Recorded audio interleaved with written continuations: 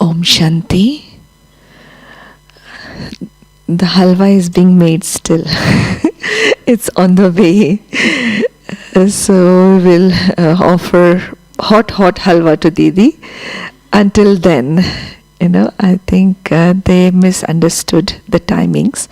So maybe it will take 10 minutes. So until then we thought, okay, those who want to share the experiences of Didi, they can come up and share their experiences. So here we have Sister Gopi from Sri Lanka. who has been doing lots of services with Didi. She'll share her experience now for a few minutes. Yeah, Mike.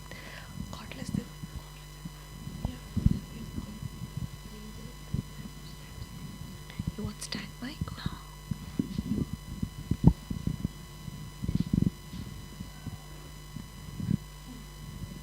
Om Shanti. It's my great privilege today to be here in Madhuban on the day of Didi's remembrance. And also it's a great privilege to have this opportunity to share my thoughts and feelings of gratitude for Didi. Actually, Didi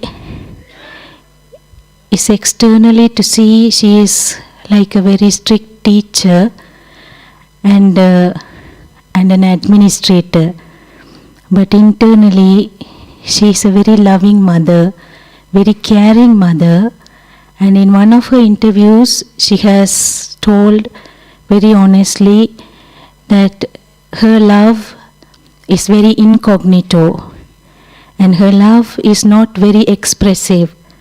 Like she doesn't give a hug to people, she doesn't show any facial expression, but her love is her care and concern on the spiritual well-being and the spiritual growth of every soul. So she makes sure that everyone is very spiritual and making a meaning to their life for which they have come to Baba. So she makes sure that if we are very pakka in our basic Brahmin principles, then our life will be very strong and safe and keep going very smoothly. So she makes sure that especially the Centavasis who are surrendered, Samarpit sisters and brothers, they are very pakka in observing the basic principles of Brahmin life. So she gives us little punishments, but also she makes sure that nobody leaves Baba. And even if someone leaves Baba and when they come back, then she welcomes them and she gives special sustenance also. And even if someone makes mistake, she gives a lot of opportunity for them to transform. So sometimes she may tell that they cannot come to the center, but they can come only for Amrit Vela and Murli and no service, and they can go back. So she's sure that when they don't miss Amrit Vela and Murli, then the soul gets the energy to realize and transform. And I have seen Didi as a very unique and different personality from all other seniors. And Baba had a very special eye on her and very good respect on her. And she is not very sentimental and emotional also. Looks very dry, but very cool and calm inside. No, like in every Dadi's funeral also, I have seen that she sits very straight and very firm, not even a single drop of tear will be appearing in her eyes. She is that much very strong. Like when Mama left the body, Brahma Baba kept himself very strong, but Brahma Baba used to be very loving, but he wanted to set an example in front of everyone. If Brahma Baba would shed tear, then there is no point of Baba's knowledge being practical. So likewise, Didi was the ideal image of Brahma Baba. Like once I heard that Baba said, and Baba used to mention Didi's name in the Sakar Murlis. And once Baba said, if I have 10 Nirmala Ben, I will make Satyam come very soon. It's very true. It's So very he was true. very economical, very straightforward, very loyal, very humble. Though she looks like a lioness, Inside, she's very humble to the seniors, to the hobbies, and to the yagya. And she doesn't demand anything, though she can demand a lot of things for her position, for her service, for her surrender. But she doesn't demand anything from the yagya. Rather, she makes every penny of yagya used in a very worthwhile. And she made sure also, once I have seen in Dadi's cottage, one brother had brought a pack of books, but it was packed with a sack and rope. So that brother started cutting the ropes with a knife. Then Didi said, no, you untie it and roll the rope and keep and you use it again. So don't cut it away like that.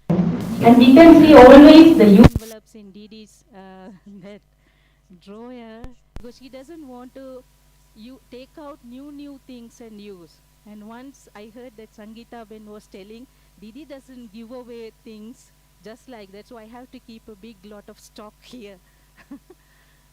So she doesn't give away also. Even if we want something, she will try to give used ones also, if they can be used still.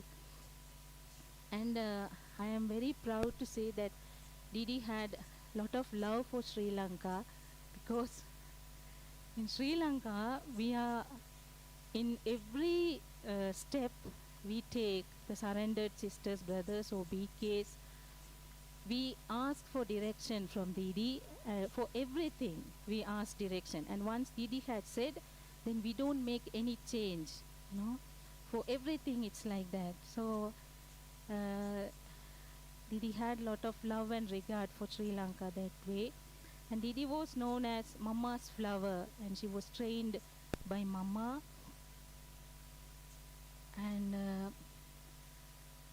And she herself was a very good example as a student. And once she had shared, I think last time, she has shared that she used to walk and comes from a far distance when she was a student in Bombay to the Murli class, but she used to be the first student in the class, and those who are living very nearby also come very late.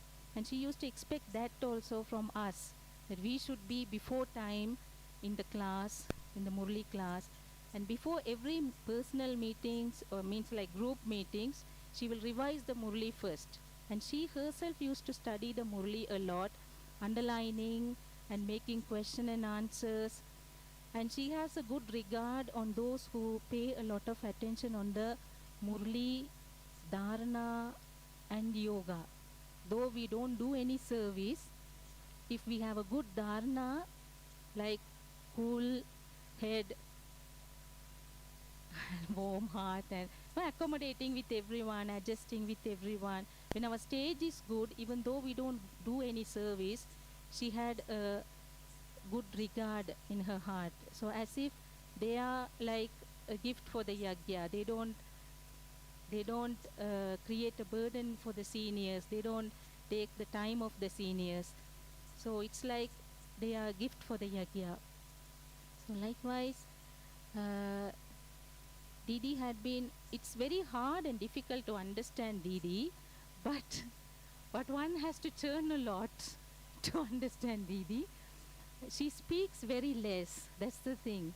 If there are anything that she's telling us, and if we ask why Didi, why such a direction you are giving, she will say, become Gyani and Yogi. For many years, she was telling me why Didi, if I ask, she will say, become Gyani and Yogi. And I didn't understand what she means by that. But later, after some time only, I understood why she said. So it's like having a relationship with a Guruji. Like the Gurujis, they don't speak much. They will just speak one or two words, and we have to think and find out why they have said so. So she won't give a big lengthy explanations. And even in her interviews also, it's very short and sweet and cut and right. There is no more questions. And even if we come and tell her stories, she won't listen the whole story. She will say, okay, what else? Immediately after 2-3 lines, she will say, okay, what else? Then we won't be able to speak also. And if we say, Didi, this is how it happened in the past also, and if we start to rewind the past stories, she will say, okay, past is past, what else? So, like that. So there is a lot more to learn from Didi. So there's a lot to say also, Om Shanti.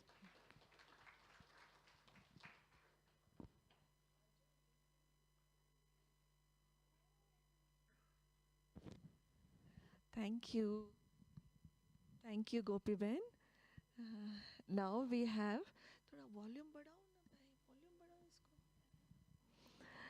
Now we have Amit Bhai. You know Amit Bhai? Anyone know? He is from the kitchen. And a very tapasvi soul. And he'll share his experiences with Didi.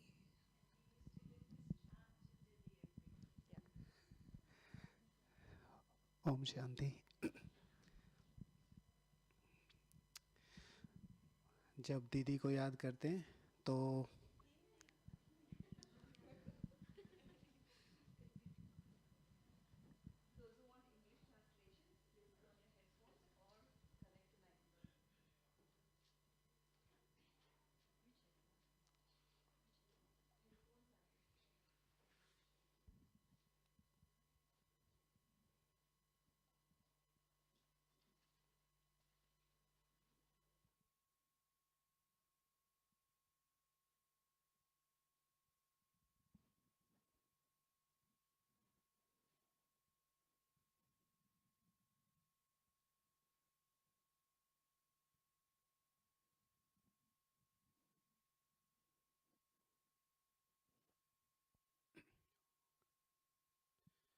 Om Shanti. तो जब दीदी को याद करते हैं तो बहुत सारी चीज़ें एकदम से रिवाइंड होती हैं और सभी के एक्सपीरियंसेस, जब से भोग लग रहा है तो मैं सभी के एक्सपीरियंसेस सुनता हूँ, बहुत कुछ जानने को भी मिला है, लेकिन मेरे साथ बहुत ज़्यादा सॉफ्ट थी दीदी। तो ये बिल्कुल कॉन्ट्राडिक्टी है सभी के लिए, और बहुत सारी ऐसी चीज़ें हुई मेरे साथ जिससे बहुत ज़्यादा अपनापन फील होता था दीदी के साथ। दीदी के 1 साल बाद मैं ज्ञान सरोवर में आया तो मेरा फर्स्ट इंटरेक्शन जो दीदी के साथ था वो बिल्कुल अनस्पोकन था, क्योंकि हम दोनों बात नहीं I never spoke much to Didi, but I knew she is a director. Because I was new, I was very conscious talking to Didi also in the initial days. There were a lot of issues in my personal life, whether I should stay in Madhuban or go back home. And Dadi Janki also said, you can go home and do seva. And I was about to leave Madhuban Gyan Sarovar, and I saw Didi standing in reception, and Didi was talking to someone, and I was very heavy hearted because I was very unsure what is my future, and Didi was laughing with such a power, and the minute I saw Didi's smile, all the heaviness inside me vanished. You know, people become light by looking at people's blessings, Didi's blessings or Didi's drishti, but I became light by Didi's smile. And it was such a powerful experience, and from then I became very devoted to Didi, and I understood what Didi is. And everyone says Didi is embodiment of economy.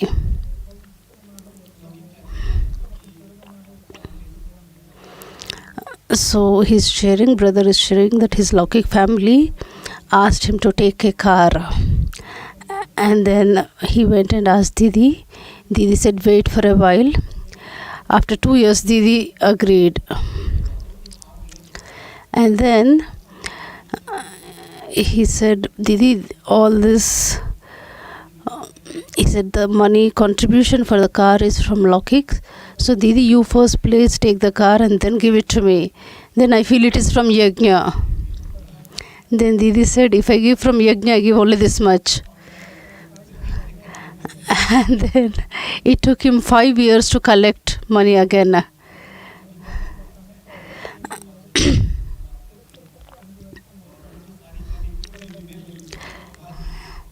And Didi, I never questioned why Didi did this, but I had faith, Baba, and I didn't take the car.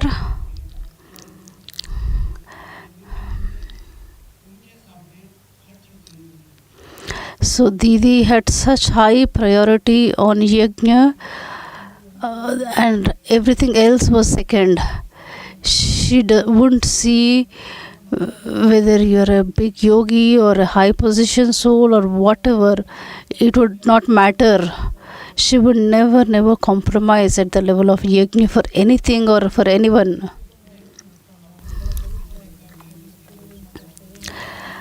Sometimes I used to look from a different angle and think that this is a big paper, big situation. But I used to look at Didi, and Didi always kept yajna in the front. Once there was a meeting, and there was a meeting with brothers and Didi, and he put his opinion forward, and others did not agree. So he was very rough with Didi. He used those words which should not be used to Didi, and I was just observing as I was a young one. And next day we had meeting again with Dadi Janki.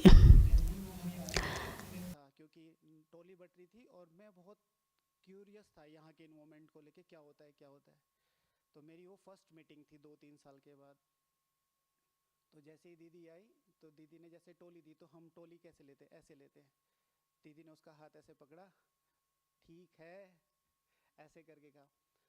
Day before just 24 hours भी नहीं हुए हैं और वो भाई इतना shout कर रहा है यहाँ पर और सब लोग बैठे हैं, और उसके बाद दीदी हाथ पकड़ के उसको बोल दिया ठीक है ठीक है। तो जब तक वो भाई नहीं हंसा तब तक दीदी ने उसका हाथ नहीं छोड़ा।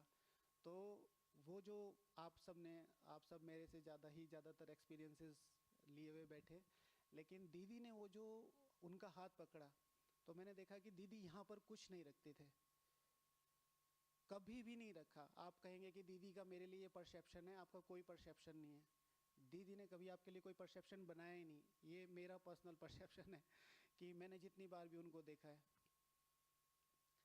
एक बार मैं दादी कॉटेज में गया तो दीदी जी जस्ट ऑस्ट्रेलिया से वापस आ रहे थे। ये भी मुझे बहुत अच्छा लगा, मुझे वहाँ से सीखने को मिला कि तो लेलिन भाई हमारे हैं शायद यहाँ, तो लेलिन भाई आए। तो नॉर्मली जब बड़ी दीदियाँ आती हैं तो टोली के डिब्बे उतरते हैं और मिठाइयाँ उतरती हैं, गिफ्ट्स उतरते हैं। नॉर्मली हमने दादियों के साथ ऐसे ही देखा है। तो लेनिन भाई आए, दीदी का एक बैग था, अंदर रख के दीदी मैं जाऊँ। तो मैंने दीदी से टाइम लिया हुआ था, तो मैंने लेनिन भाई से पूछा दीदी सामान, क्योंकि दीदी सब नीचे दे के आती है। सो जो समर्पित आत्मा की बात कहे ना, जिसको भगवान याद करता है तो वो क्यों याद करता है, वो छोटी मोटी चीज़ें नहीं है। हम भी अभी घर बाहर जाते हैं, यज्ञ में जाते हैं, कहीं भी जाते हैं, कुछ ना कुछ ऐसा आ जाता है जिसपे हमारी दिल आ जाती है कि हाँ ये तो हमें रखना चाहिए। लेकिन दीदी मतलब not even gifts, even physical money और जो कुछ भी दीदी के लिए पर्सनली दिया जाता था, जितना मुझे लेनिन भाई से मैंने शेयर किया तो उन्होंने बताया कि दीदी सब कुछ नीचे, क्योंकि जो हमारे मैनेजिंग यज्ञ में जो है तो एक नियम है, तो मुन्नी दीदी जी से मिलके सब कुछ उनको देके, और उनको इकोनॉमी की बात ही चल रही है तो उसमें एक एक्सपीरियंस मेरा ऐसा था कि मैं दीदी जी से मिल रहा था।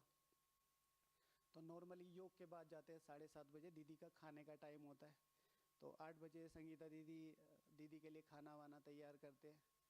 तो शायद दीदी को भी याद नहीं होगा, और दीदी तो अपने नेचुरल वे में थी। तो दीदी ने कहा कि दीदी रोटी बना दूं, तो गरम रोटी बना दूं, और दाल और चावल लेके आ रहा है। तो दीदी ने कहा कि मेरी बहन दोपहर की वो रोटी बची हुई उसको गरम कर। तो ये मेरे सामने की बात है, बिल्कुल मैं मिल रहा था दीदी से, तो आई वॉज शॉक्ड क्योंकि मधुबन का तो कल्चर है कि हम एक टाइम का दूसरे टाइम कभी भी स्वीकार नहीं करते। सो उस समय मैंने देखा कि भोजन के प्रति, और वो अथॉरिटी है जिनके लिए स्पेशल खाना बन सकता है और कोई भी डाउट नहीं करेगा कि इनके लिए अलग खाना क्यों बन रहा है। वो जिस तरीके से उनकी हेल्थ है, जिस तरीके की उनकी बातें हैं, जिस तरीके का उनको चाहिए टोटल किचन। और मैंने दीदी को देखा है कि बहुत हद तक सारा खाना किचन से ही आता था, बहुत हद तक। और वो जब चीज़ें मैंने सुनी, संगीता दीदी तो नॉर्मल बिहेवियर में थे तो शायद इन्होंने नोटिस ना किया हो, मुझे बहुत अच्छी लगी ये बात कि ब्रह्मा भोजन का इतना महत्व है। तो दीदी को बोला कि मेरी बहन वो 2 रोटी जो सुबह की बची हैं दोपहर की, उनको गर्म करो। तो मुझे वो चीज़ बहुत बहुत ज़्यादा स्ट्रॉन्ग इंटरनल बहुत ज़्यादा टच की कि इतना सम्मान होना चाहिए भोजन के प्रति, कि वो मेरे लिए आया है तो मुझे किस तरीके से उसको यूज़ करना है। तो बातें तो बहुत सारी थी, मुझे अचानक से दीदी ने चांस दिया तो मैंने कहा कि जो भी मेरे पास है मैं सुनाऊंगा ज़रूर। लास्ट का मुझे पता था कि दीदी की मुझे खबर मिली जो लास्ट डे था दीदी का, तो मतलब दुख की बात नहीं थी बट एक मिसिंग पॉइंट था कि हाँ भाई दीदी जा रहे हैं। मेरे लिए तो थोड़ा सा था क्योंकि जो कुछ भी होता था, जैसे बीच में मुझे एक बात याद आई कि दीदी से सब लोग कई बार मुझे, जो मेरे फ्रेंड्स थे यहाँ पर टीज़ करते थे कि दीदी से तो तेरा पर्सनल है दीदी से तो तेरा पर्सनल है, तो कुछ भी बोल हो जाएगा। सो उस दिन जब दीदी का पता चला तो थोड़ा सा लो हो गए। तो अचानक से फिर हम लोगों का यहाँ संगठन है यूथ का, तो सब ले अपनी अपनी ड्यूटी संभाल ली। तो वो संगठन ऐसा है कि जब भी कोई आता है जाता है, बड़ी काम होता है तो सब इकट्ठे हो जाते हैं। सो मुझे दीदी के पोस्टर्स बनाने की ड्यूटी मिली कि भाई सब लोग पोस्टर्स जाने हो। फिर मैं वहाँ से करके दोपहर का रेस्ट नहीं किया तो सेवा में आ गए। तो सेवा करते करते मुझे फ़ोन आया कि दीदी नीचे आ रहे हैं और उनको लेके आना है और वहाँ पे कोई नहीं है। तो मैंने कहा मेरी तो सेवा है और मेरा बहुत मन था, तो फिर मैं खाना बना रहा हूँ और जल्दी जल्दी करने की कोशिश कर रहा हूँ लेकिन हो नहीं पा रहा। उन्होंने कहा हमें लेट हो रहा है, हम जा रहे हैं। तो मैंने कहा ठीक है। तो फिर अचानक से मुझे फ़ोन आया कि हम रुकते हैं आपके लिए, आप चलो। तो जब मुझे लगा तो मैंने फटाफट बनाया और अच्छी तरीके से बनाया मतलब। और फिर मैं सेवा पूरी करके जब नीचे गया तो जाते ही जब दीदी आए तो दीदी जी की जो मुखाग्नि के सामने जो दिया लेके चलते हैं, तो मुझे भाई जी ने कहा कि ये तो तुम ही संभालो। अब उन्होंने बहुत फ्लो में बोला लेकिन जो उसमें ही शब्द लगा हुआ था ये तो तुम ही संभालो, तो मुझे ऐसा लगा कि शायद मुझे कोई रिस्पॉन्सिबिलिटी मिल रही है। तो मतलब बहुत ज़्यादा 2 दिन बहुत ज़्यादा कनेक्टेड फील किया दीदी से, क्योंकि जब भी कोई घर का बड़ा जाता है तो जो बड़ा बेटा होता है वो इस चीज़ को, जो सबसे बड़ा होता है वो इस रिचुअल को निभाता है कि दीपक आगे ले लेके चलना है। तो पूरा दीदी का जितना भी हुआ उसमें वो दीपक मैंने जब संभाला तो बहुत ज़्यादा ऐसे फील हो रहा था दीदी के साथ कि बहुत ज़्यादा कुछ मिल रहा है, कुछ मिल रहा है, कुछ मिल रहा है। तो 2 मन हो रहे थे कि मैं रोऊं तो दीदी को गुस्सा आएगा मैं ऐसे मतलब बहुत मिक्स सी फीलिंग थी वो, क्योंकि इमोशंस भी आ रहे थे सब चीज़ें। जैसे एक बार की बात है कि मैं दीदी के पास गया, किचन में कुछ गलती हो गई थी तो हमारी कुछ रिपोर्ट हो गई। सो मैंने कहा दीदी ऐसे ऐसे बात है और वो आपका, तो मेरे को 15 दिन पहले पता चल गई थी, तुम चिंता नहीं कर, आगे से मत करना। तो दीदी को जो कुछ भी बताते थे वो इतना क्लियर थी कि अगर आपने सच बता दिया तो भगवान आधा माफ़ करता था, दीदी फुल माफ़ करती थी। ये मैंने पर्सनली देखा है जितनी बार भी मैं उनसे मिलने गया हूँ। जैसे मैंने कोई गलती की और दीदी को क्लियर बता दो तो भगवान आधा माफ़ करता था, दीदी को मैंने पूरा माफ़ करते हुए देखा है अपने लिए पर्सनली। एक बार नहीं कई बार ऐसा हुआ है, कई बार ऐसा हुआ है कि कुछ भी ऐसा होता था। त्याग की बात कहें तो मुझे नहीं पता, आप लोगों में से शायद बहुत लोगों को पता होगा कि जो ब्लू माउंटेन्स है तो जहाँ पे ऑस्ट्रेलिया है, तो वो जो हमारा शांति वन है उससे बड़ा एरिया है। आज मैं डिपार्टमेंट में हूँ, हमें भी अपनी सेवाओं से ना अटैचमेंट्स हो गया, थोड़ा थोड़ा तो हो ही जाता है स्थान पे रहते हुए, रूम पे रहते हुए, अपनी चीज़ों से। इन अ सिंगल कॉल, ठीक है, बाबा ने कहा आपको वहाँ जाना है और दीदी 150 एकड़ 140 एकड़ मैंने जितना सुना है, 25 गीता पाठशालाएँ, 25 सेंटर, 17 देश एक झटके में छोड़ना छोटा मोटा पुरुषार्थ नहीं है। इतना तो मुझे इन 10-15 सालों में अपने डिपार्टमेंट में रहते हुए समझ में आ गया है। तो दीदी को जो बाबा बोलते थे कि ये क्यों मुरलियों में याद करते थे, तो उसका मीनिंग होता था। तो ये कुछ एक्सपीरियंस थे लास्ट में, क्योंकि भोग आ गया है, एक लास्ट समझ में आता है जो कि दीदी के सामने जो भी जाता था तो वो दीदी उसको बहुत क्लियर स्कैन कर सकती थी। मतलब दीदी इतनी सच थी, अंदर से इतना ट्रुथ था कि वो बोल नहीं रहा है, कुछ नहीं बोल रहा है, और दीदी को ये पता था कि इसको क्या चाहिए, चाहे दृष्टि से चाहे टोली से। तो जैसे हमने सुना दीदी से कि बहुत कम बोलती थी, तो मेरे साथ भी मैं तो थोड़ी हंसी कर लेता था दीदी के साथ, जब भी मिलने जाते थे संगठन के साथ। तो मेरे साथ मतलब दीदी अच्छी तरीके से जैसे बोलना चिल्ला ये सब चीज़ें, लेकिन दीदी का जो योग तपस्या थी वो, क्योंकि मैं तो बिल्कुल सामने बैठ के दीदी से दृष्टि लेता था, कभी भी योग ना लग रहा हो, मतलब मैं सबको बोलता था जी दीदी। तो ये थोड़े एक्सपीरियंसेस थे। Okay, Om Shanti, thank you.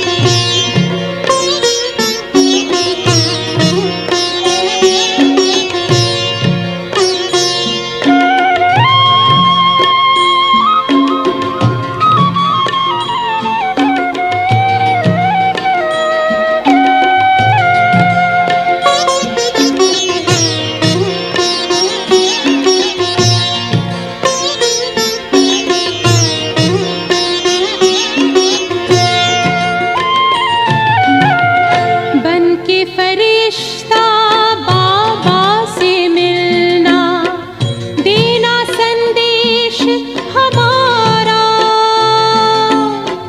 बन के फरिश्ता बाबा से मिलना, देना संदेश हमारा।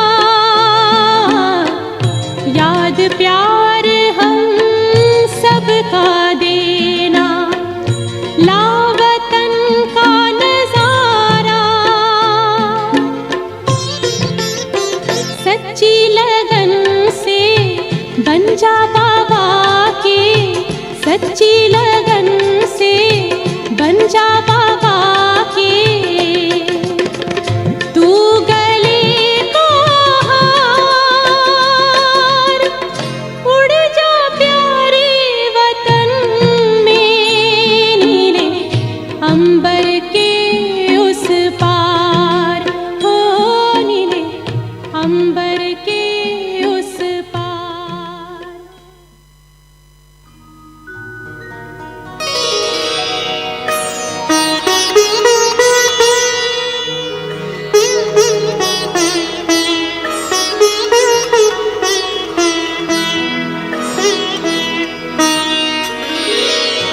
तेरी याद का अमृत पीते हैं, तेरी याद का अमृत पीते हैं।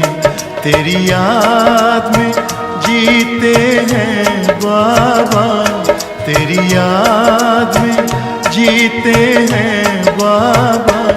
तेरी याद का अमृत पीते हैं, तेरी याद का अमृत पीते हैं। रहे याद सदा ही साथ तेरी, रहे याद सदा ही साथ तेरी। बस और न हम कुछ चाहेंगे, बस और न हम कुछ चाहेंगे। तेरी याद का अमृत पीते हैं, तेरी याद का अमृत पीते हैं।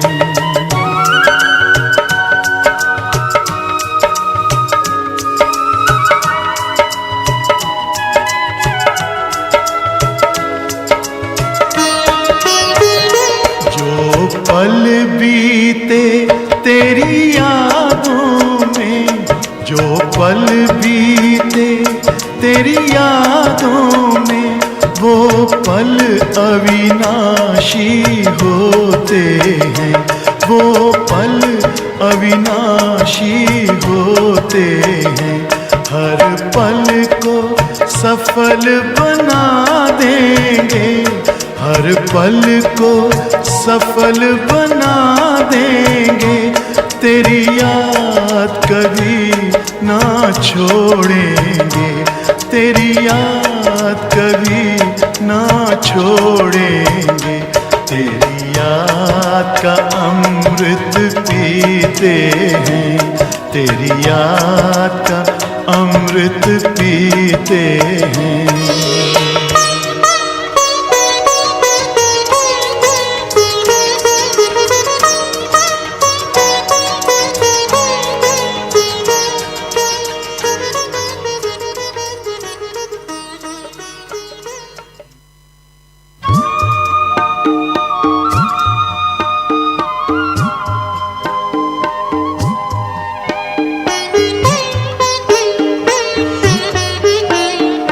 बाबा तेरे हम रहे, यही जिंदगी का सार है। बाबा तेरे हम रहे, यही जिंदगी का सार है। इस भरे संसार में तेरा प्यार ही आधार है। इस भरे संसार में तेरा प्यार ही आधार है। बाबा तेरे हम रहे।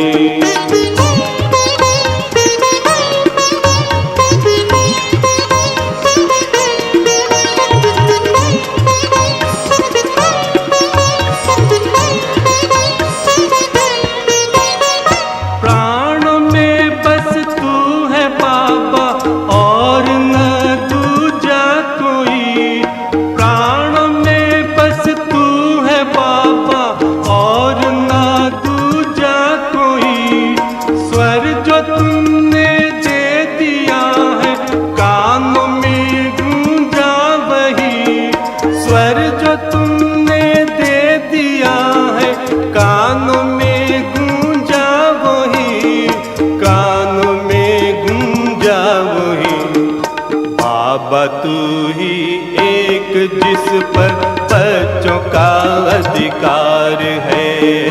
बाबा तू ही एक जिस पर बच्चों का अधिकार है।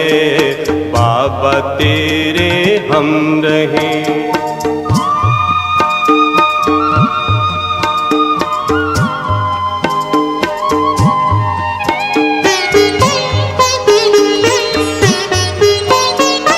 हमने ढूंढा आप जैसा बाबा कोई ना मिला। हमने ढूंढा आप जैसा बाबा कोई ना मिला। जिसको अपना कह सके ऐसा ही तेशी ना मिला। जिसको अपना कह सके ऐसा ही तेशी ना मिला। हमको बाबा न मिला। तुझ में अपनी बस्ती देखी, तू ही बस संसार है। तुझ में अपनी बस्ती देखी, तू ही बस संसार है। बाबा तेरे हम रहें।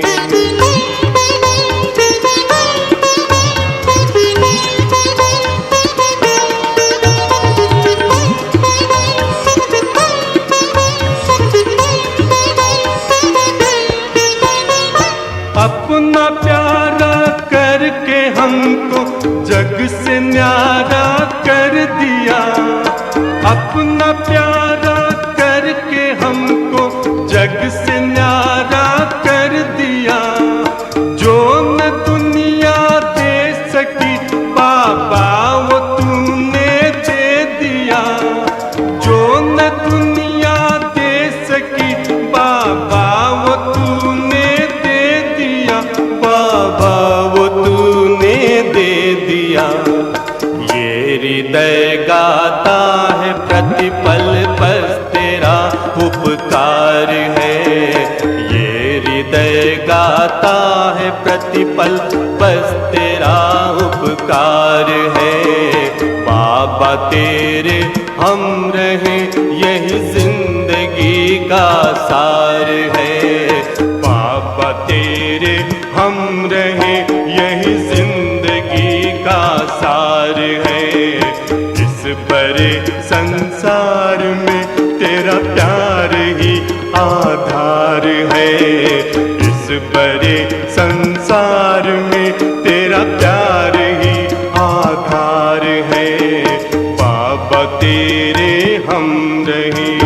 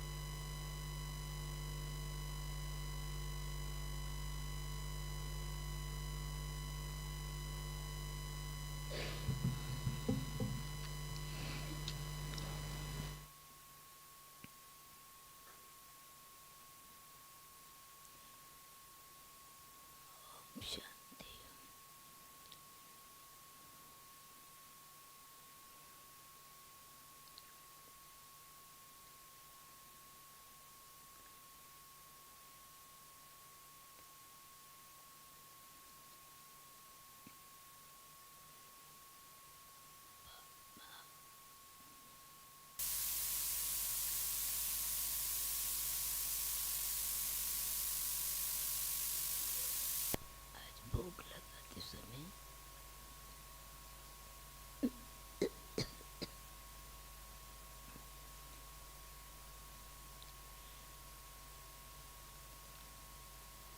ऐसा महसूस हुआ कि हम सब जैसे ही सबसे एक स्नेह का फूल भोग अकेली नहीं, मैं पापा को भोग लगा रही हूँ, परंतु हर सब के संकल्प में स्नेह का पुष्प सबके हाथ में है और मैं वो सबके स्नेह के फूल ऐसे जैसे कि एक बास्केट में लेके जा रही हूँ और ऐसी बिल्कुल क्लियर फीलिंग थी।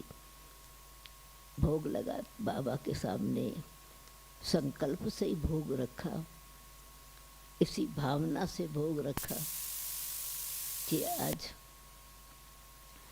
निर्मला दीदी के इस जो हर महीना भोग लगता है उस निमित्त उस स्मृति में भोग लगा रहे हैं। सभी योग भी लगा रहे हैं, साथ साथ बाबा ने कहा वो भी भोग लगा रहे हैं। हर एक के मन की भावना अथवा स्नेह का संकल्प ऐसे ही पहुंच रहा है जैसे हमको ऐसे लगा जैसे हम फूल तो लेकर के जा रहे हैं, परंतु बाबा के सामने वो माला बन गई। I got a feeling that I'm taking flowers to Baba, but it became a garland in front of Baba. So everybody were connected in the thread of love, and it became a garland of flowers of love. And Baba offered all of this to Didi Nirmala. And the second feeling I got was Baba said, "See, child,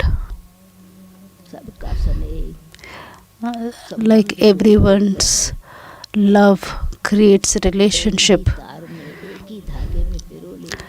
and it becomes a rosary.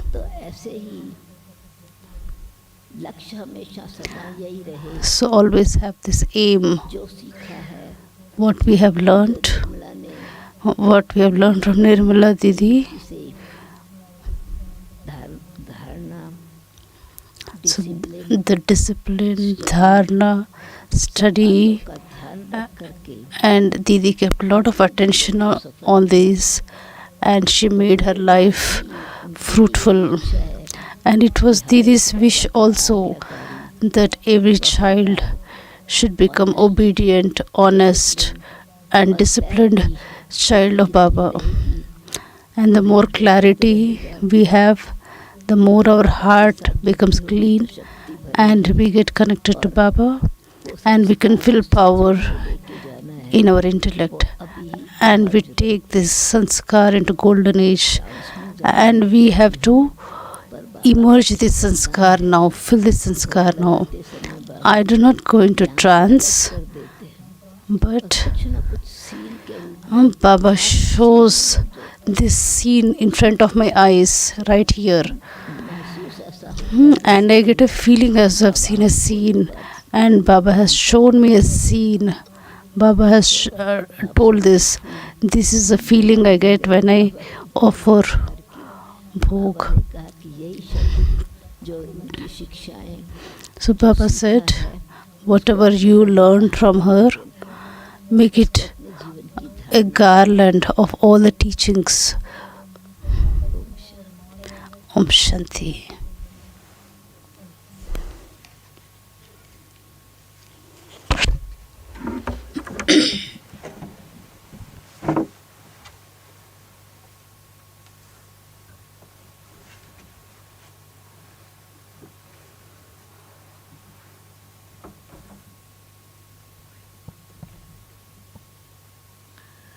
Thank you, Didi. Thank you. So thanks to everyone. We offer Bhog with so much of love to Didi. So every month on this 20th of every month we will be offering Bhog until October 20th. Thank you. Om Shanti.